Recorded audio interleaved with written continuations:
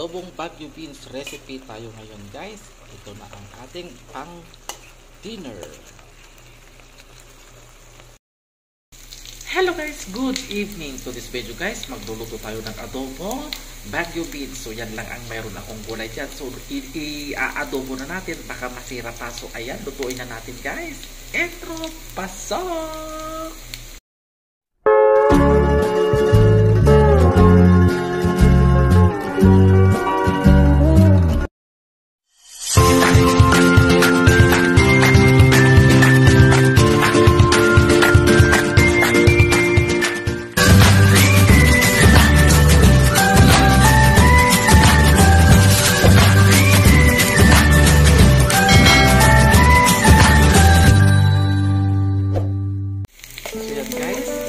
Naglagay ako ng konting ginger, garlic, and onion. Ayan, pwede na siya guys. Lagay natin yung leftover natin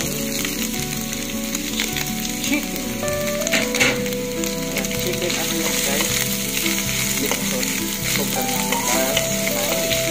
Ayan.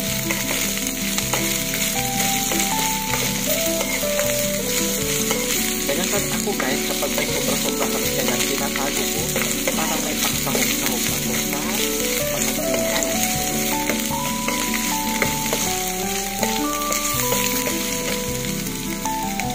Kaya pwede natin ilagay yung ating Baguio beans. May pinutol-putol ako, mayroon din hindi kasi gusto ko yung malalaki. Ayan. Mix yan guys, mayroon lang hindi ko pinutol, mayroon pinutol ko kasi mas gusto ko yung naputol-putol. Gusto na yung malalaki. Dinamihan ko na at ilalagay natin sa ref pag di naupo. So yan guys, maglalagay tayo guys ng konting sugar. Ganyan ako guys kapag nag-aadobo ako, maglalagay ako ng sugar. Then, iodized salt. Kunti lang kasi maalat yung ating gagamitin. Then, yung ating paminta. Black pepper.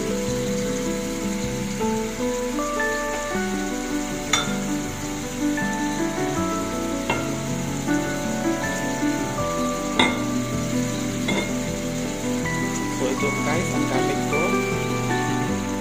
soy from Japan. So kaya lang konti lang nilagay kong asin kasi medyo may ano itong Japan soy. Tayo maglagay ng pangmarinatan natin at saka konting chili powder. So yun guys, mag-a-add tayo guys ng ating pangmarinatan petchin ng aking gamit. And konting ano guys, chili powder para masarap yung ating adobo. Konti lang guys. Ayan guys, yan na yung ating adobo Baguio beans guys. Medyo hindi pa luto, half cook pa lang.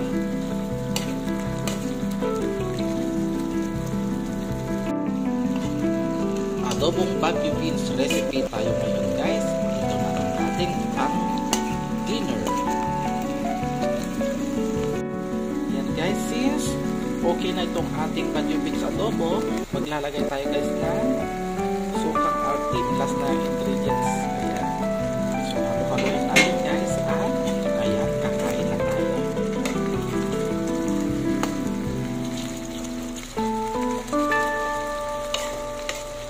Ayan, pwede na yan guys. Kain na tayo guys. Adobong Baguio beans ang ating ulam ngayong gabi. Sarap. Ayan, thank you for watching.